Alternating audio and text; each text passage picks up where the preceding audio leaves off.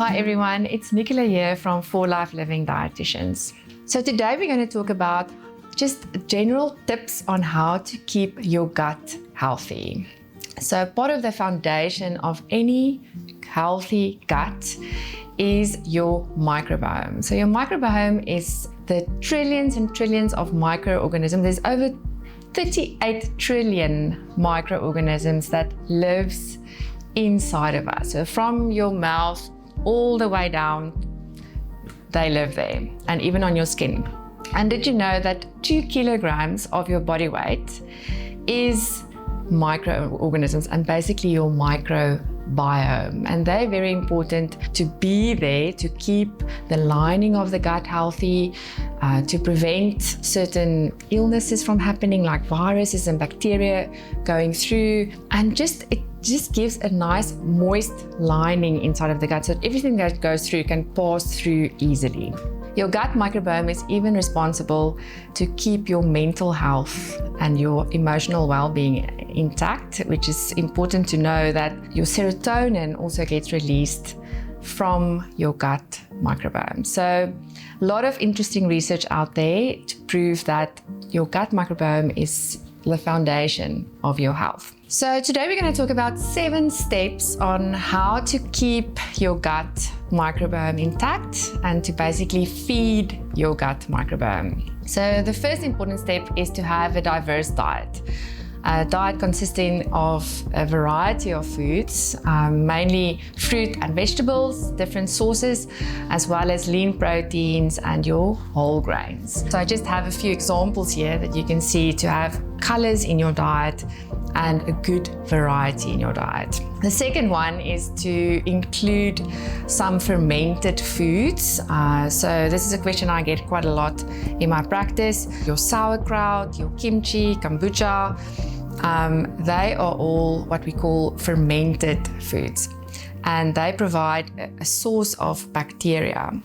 But what we often also recommend to our patients is just a good source of probiotics, because when you eat some of these fermented foods, some of the good bacteria gets damaged by the acid in your stomach. So it doesn't actually reach your small intestine or your large intestine like you would originally want the bacteria to get to. So yogurt is also a good source of probiotics, but as I said, the most of your stomach acid breaks down the bacteria and actually kills the bacteria and doesn't reach your small or your large intestine as what you need it to be.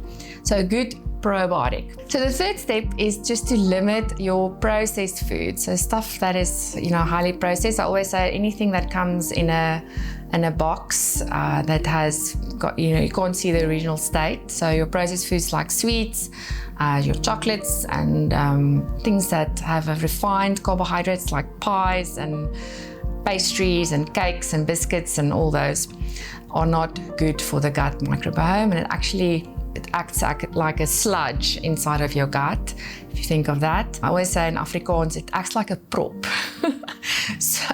So steer clear from processed foods and have it now and again, but it's not good to have it every single day. So the fourth one is just to include prebiotics. Now the difference between probiotics and prebiotics is that prebiotics is the fiber component of the foods that you eat, and the probiotics is the actual microorganisms.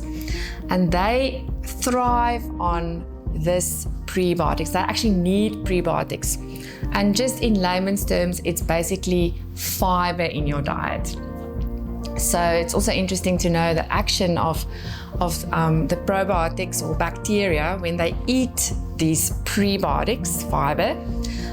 They also release what we call short-chain fatty acids to create an even healthier environment in your gut.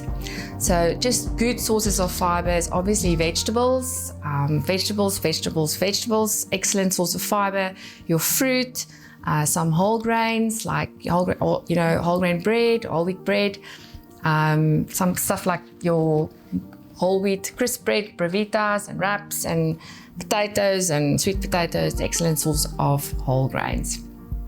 So this is what we call prebiotics. So don't get confused between probiotics and prebiotics.